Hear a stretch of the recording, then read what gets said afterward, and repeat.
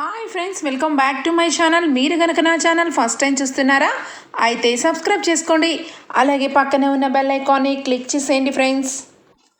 అప్పు పేరు మీద ఆస్తిని రాసిచ్చిన సీతారామయ్య షాక్లో రుద్రాణి దానిలక్ష్మి. ఏం జరగబోతుంది ఎక్కడా కూడా స్కిప్ చేయకుండా మొత్తం చూసేయండి ఫ్రెండ్స్. అప్పుడే మీరు ఎంజాయ్ చేయగలుగుతారు. నచ్చినట్లయితే ఒక లైక్ ఇచ్చి ఎంకరేజ్ చేసేయండి ఫ్రెండ్స్. ఇక ఎపిసోడ్లోకి అయితే వెళ్ళిపోదాం.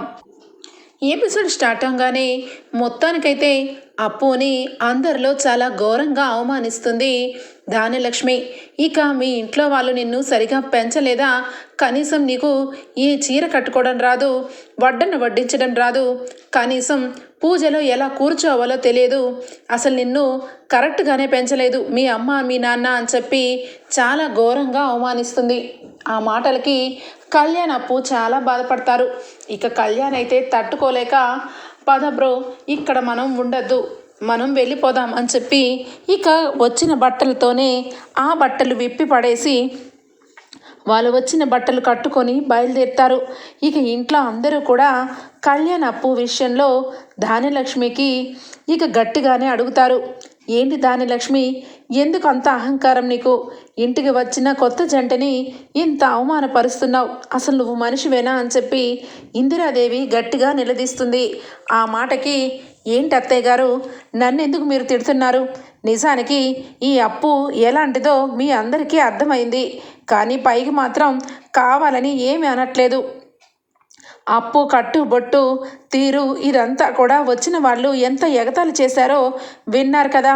ఇంకా కూడా నా మీద ఎందుకు అడుగుతున్నారో నాకు అర్థం కావట్లేదు. ఈ అమ్మాయి ఎట్టి పరిస్థితుల్లోనూ నా కొడుకుకి భార్య కాలేదు. ఏదో తను కిడ్నాప్ చేశారని ఏదో జాలితో 3 ముళ్ళు వేసినంత మాత్రాన అది పెళ్ళైపోదు, ఈవిడ గారి ఇంటి కోడలైపోదు. నాకు ఎప్పటికీ అప్పు ఇంటి కోడలే కాదు అని చెప్పి గట్టిగా మాట్లాడుతుంది ఇక దానిలక్ష్మి. ఏంటి దానిలక్ష్మి, ఏంటి నీ ప్రాబ్లం? అప్పు విషయంలో ఎందుకు అంత కరుడు కట్టుకున్నావు? నీ కొడుకు సంతోషం కంటే నీకు ముఖ్యమైందేంటి? నీ కొడుకు మనస్ఫూర్తిగానే అప్పు మెడలో తాళిని కట్టాడు. ఏరా మనవడా, నువ్వు ఆపద నుంచి కాపాడావా, లేదంటే నీ మనస్ఫూర్తిగా అప్పుని పెళ్లి చేసుకోవాలనుకున్నావా అనగానే, నానమ్మ, నా మనస్ఫూర్తిగానే అప్పుని నేను పెళ్లి చేసుకున్నాను. నిజానికి అప్పు అంటే నాకు ఎప్పటి నుంచో ఇష్టం, కానీ అది ఇష్టం అనుకున్నాను కానీ స్నేహం అనుకున్నాను కానీ ప్రేమని తెలుసుకోలేకపోయాను. ఎప్పుడైతే అప్పుకి పెళ్లి సంబంధం కుదిరిందో అప్పటి నుంచే నాలో ఉన్న ప్రేమ బయటపడింది. కానీ ఇదిగో ఇలానే అప్పుని నన్ను చాలా ఘోరంగా అవమానిస్తూ మనసుని బాధ పెడుతూ వదిన వాళ్ళ ఫ్యామిలీని ఇష్టం వచ్చినట్టుగా కించపరిచే మాటలు మాట్లాడతారని నా ప్రేమను నేను చంపుకున్నాను. అప్పు కూడా నాలాగే తన అక్కల గురించి తన ప్రేమని త్యాగం చేసి వేరొకరిని పెళ్లి చేసుకుందామని చూసింది. కానీ ఆ బ్రహ్మ రాక్షసి టయానికి అప్పుని కిడ్నాప్ చేసింది. ఇక అప్పుని కిడ్నాప్ చేసి తన జీవితాన్ని పూర్తిగా నవ్వుల పాలో చెయ్యాలనుకుంది. కానీ నేను ఆ ఛాన్స్ ఇవ్వదలుచుకోలేదు. అప్పుని మనస్ఫూర్తిగా భారీగా అంగీకరించి మెడలో తాళిబొట్టు కట్టాను. ఇదంతా కూడా అమ్మకి తెలియదు కానీ నిజానికి వదినకి అలాగే అన్నయ్యకి తెలుసు. ఎందుకంటే ఖచ్చితంగా వీళ్ళిద్దరూ కూడా నా మంచి గురించే ఆలోచించి అప్పుని నన్ను పెళ్లి చేసుకోకూడదని చూసింది వదిన. కానీ ఆ దైవ నిర్ణయం, అప్పుని నేను పెళ్లి చేసుకున్నాను. అప్పు అంటే నాకు చాలా ఇష్టం నానమ్మ. ఎవరి బలవంతమో ఎవరి మూలంగానూ నేను అప్పు మెడలో తాళి కట్టలేదు. అప్పు నా జీవితంలో అదృష్ట దేవత అని చెప్పి కళ్యాణ్ చాలా బాధపడుతూ కళ్ళ వెంట నీళ్లు పెట్టుకొని ఎమోషనల్ అయ్యి విషయం చెప్తాడు. ఇక అప్పుడు వెంటనే కూడా అక్కడే ఉన్న అపర్ణ, దానిలక్ష్మి, అసలు నీకు కొంచెం కూడా బుద్ధుందా? నీ కొడుకు అంతేదిగా మనసు నిండా అప్పుని ప్రేమించాను, కాకపోతే నీ మూలంగా తనని పెళ్లి చేసుకోకూడదు అని అనుకున్నానని అంతగా చెప్తున్నా నీ మనసు కరగట్లేదా? అసలు నాకు ఒకటి అర్థం కావట్లేదు. కావ్య విషయంలో నేను బెట్టు చేశాను అంటే కావ్యని రాజ్ ప్రేమించలేదు కాబట్టి ఇక అకస్మాత్తుగా రాజ్ జీవితంలో భారీగా వచ్చిందని సహించలేకపోయాను. కానీ నాకు ఆ దేవుడు బాగానే బుద్ధి చెప్పాడు. సంవత్సర కాలం పాటు కావ్యని దూరం పెట్టినందుకు చాలా బాధపడుతున్నాను. కావ్య లాంటి కోడలు దొరికి ఇప్పుడు సంతోషంగా ఉన్నాను. అలాగే నీకు కూడా అప్పు విలువ తెలియట్లేదు. నీ కొడుకు ఆనందం కంటే నీకు మించిందేముంది? నీ కొడుకు మనస్ఫూర్తిగా అప్పుని పెళ్లి చేసుకున్నాడు. అది నువ్వు అంగీకరించినా అంగీకరించకపోయినా అని చెప్పి ఇక అపర్ణ చెప్తుంది ధాన్యలక్ష్మికి. ఇక వెంటనే రుద్రాని మనసులో అనుకుంటుంది, ఇదేంటిది? ఇక అపర్ణ వదిన ధాన్యలక్ష్మి వదినకి నీతులు బోధిస్తుంది. మొత్తానికి ధాన్యలక్ష్మి వదినని మార్చేస్తారా ఏంటి? అస్సలు ఎట్టి పరిస్థితుల్లోనూ జరగడానికి వీల్లేదు. అప్పు అంటే అస్సలు ఇష్టం లేదని ఖరాఖండిగా చెప్పేలాగా చెయ్యాలి అని వెంటనే ఇక అదేంటి వదిన అలా మాట్లాడతావు? ధాన్యలక్ష్మి వదినని చూస్తే చాలా బాధ అనిపిస్తుంది. వచ్చిన ముత్తైదువులందరూ కూడా అసలు అప్పుని ఏ రకంగా అన్నారో విన్నారు కదా. ధాన్యలక్ష్మి వదిన మనసులో బాధపడదా? తన కొడుకుకు తగ్గ సంబంధాన్ని తేవాలని ఎంతో ఆరాటపడింది. ఇక ఆ విషయంలో అనామిక ఇంట్లో ఇక తన గురించి అందరికీ అర్థమైంది. తనకి డైవర్స్ ఇచ్చాడు కళ్యాణ్ అయితే, కానీ కళ్యాణ్కి తగ్గ సంబంధం అప్పు కానే కాదు. అప్పు విషయంలో మీరందరూ ఎందుకు ఇష్టపడుతున్నారో నాకు అర్థం కావట్లేదు. తనకి ఒక ఆడపిల్ల లక్షణాలే లేవు అని చెప్పి రుద్రాని అంటూ ఉంటే ఇక వెంటనే స్వప్న స్టార్ట్ చేస్తుంది.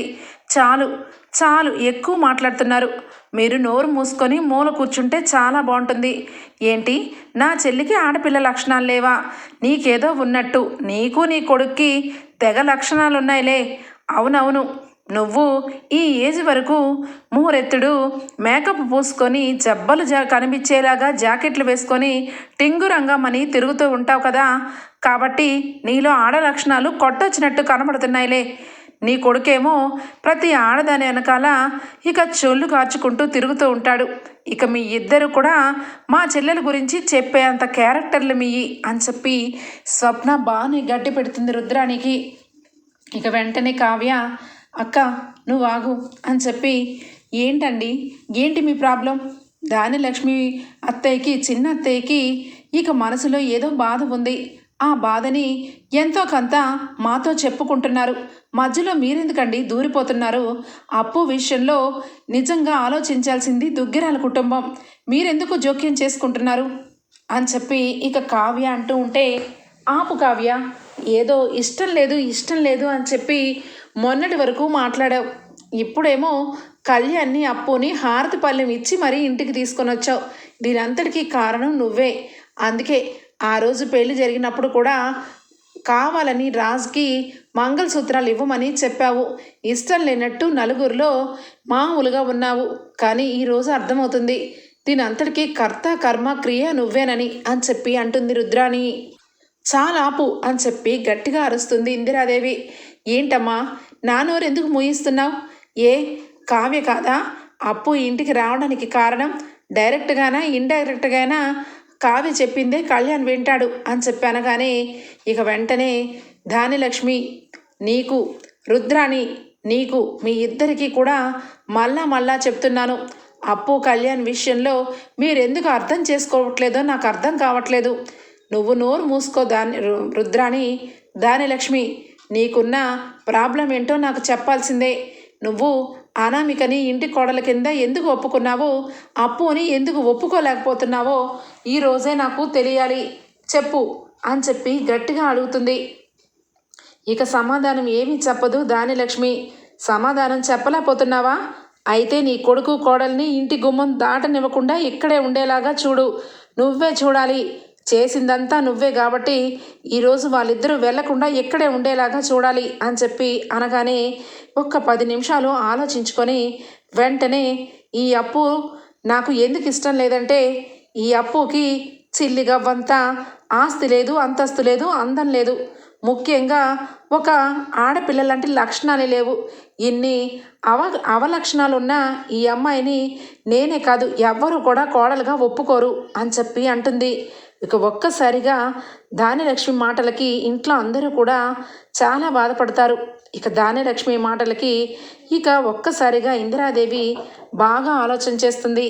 సరే ఇక వెంటనే ఇందిరాదేవి అయితే, ఒరే రాజ్ అని చెప్పి రాజుని తీసుకొని ఇక తాతయ్యతో పాటు రూమ్లోకి వెళ్తే, మీ అందరికీ కలిసి ఒక 10 నిమిషాలు టైం ఇస్తున్నాను. ఈ 10 నిమిషాల్లో నేను ఈరోజు ఒక నిర్ణయాన్ని తీసుకోబోతున్నానని చెప్పి రాజుని తీసుకొని సీతారామయ్యతో చర్చలు చేస్తుంది ఇందిరాదేవి. ఇక వెంటనే కూడా రాజు అయితే, అదేంటి నానమ్మ, నన్ను అడుగుతున్నావేంటి నానమ్మ, ఏది చేసినా మన మంచికే, మీరు ఏదన్నా ఓకే నానమ్మ, నా తమ్ముడు ఇల్లు వదిలి వెళ్ళడానికి వీల్లేదు, నా తమ్ముడు ఇక్కడే ఉండాలి నానమ్మ అని చెప్పి అనగానే, నాకు తెలుసురా, నీకు బంధాలన్నా బంధుత్వాలన్నా పంచ ప్రాణాలని, కానీ ఈ ఇంట్లో ఏ దెయ్యం పట్టుకుందో ఏమో కానీ ఇల్లంతా గందరగోళంగా మారిపోయింది బావా. ఈరోజు విన్నావు కదా, అప్పు పేదింటి నుంచి వచ్చిందని, రూపాయి కూడా లేదని. ఇక మన కోడలు ధాన్యలక్ష్మి అప్పుని కోడలుగా ఒప్పుకోవడానికి ఇష్టపడట్లేదు. కాబట్టి ఇక ఖచ్చితంగా మనం తీసుకోవాల్సిన నిర్ణయం తీసుకోవాలి బావా అనగానే, అర్థమైంది చిట్టి, నాకు కూడా అదే అనిపించింది. ఇప్పుడు నువ్వు కలిసి తీసుకున్న నిర్ణయానికి ధాన్యలక్ష్మి ఖచ్చితంగా ఇక అప్పు కళ్యాణ్ని ఒక్క మాట కూడా అనదు, ఈ ఇంట్లో ఉండడానికి ఒప్పుకుంటుంది, పద అని చెప్పి ఇద్దరు కూడా వెళ్తారు. రాజ్ చాలా నవ్వుకుంటూ సంతోషంగా బయటకు వస్తాడు. ఇక కావ్య, అపర్ణ, ధాన్యలక్ష్మి అందరికీ ఏమీ అర్థం కాదు.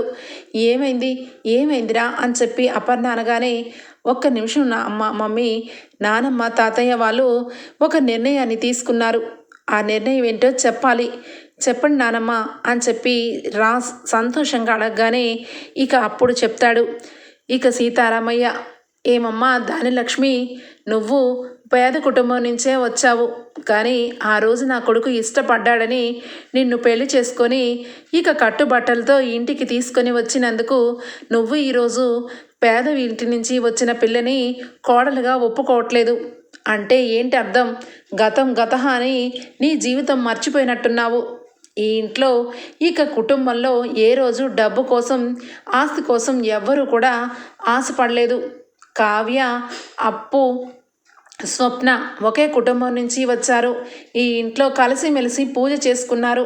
ఆ పూజల్లో కూర్చున్నప్పుడే నా మనసులో నేను అనుకున్నాను, ఈ దిగ్గురాల కుటుంబంలో ఎప్పటికీ కూడా ఏ గొడవలు రావు, ఒకే ఇంటి నుండి వచ్చిన అక్క చెల్లెలు కాబట్టి ఈ కుటుంబాన్ని ఇక చాలా చక్కగా చూసుకుంటారని నా మనసులో అనుకున్నాను.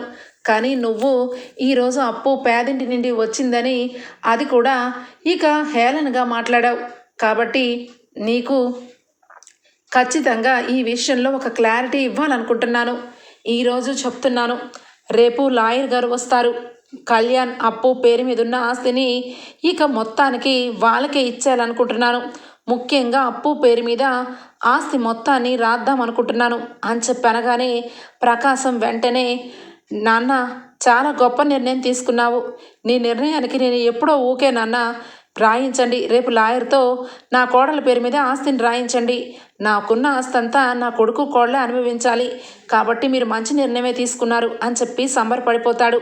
సుభాష్ కూడా చాలా నవ్వుకుంటూ, సరేనన్నా మీ ఇష్టం అనగానే అపర్ణ కూడా ఇక రాజ్ అందరూ కూడా ఇక అప్పు పేరు మీద ఆస్తి రాయడానికి అందరూ ఒప్పుకునేసరికి దెబ్బకి ధాన్యలక్ష్మి రుద్రానికి దిమ్మ తిరిగిపోతుంది.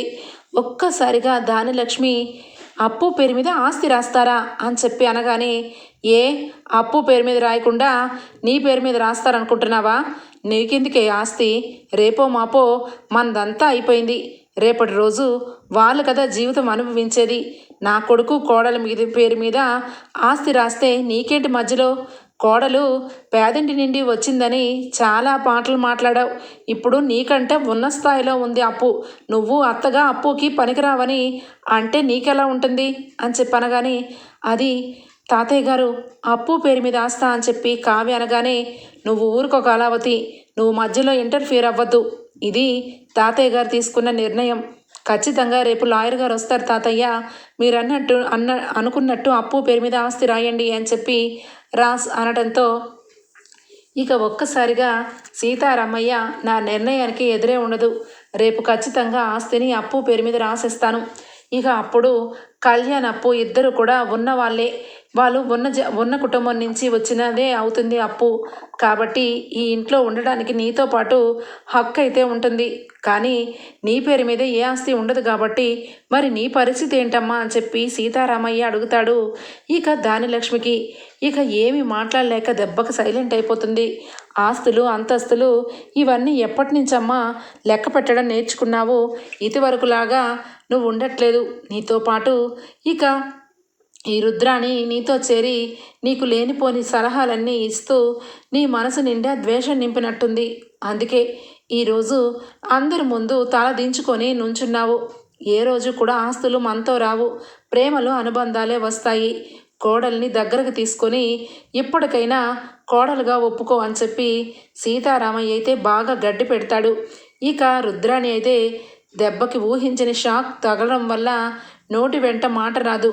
ఇక వెంటనే అక్కడి నుంచి లోపలికి వెళ్ళిపోతుంది.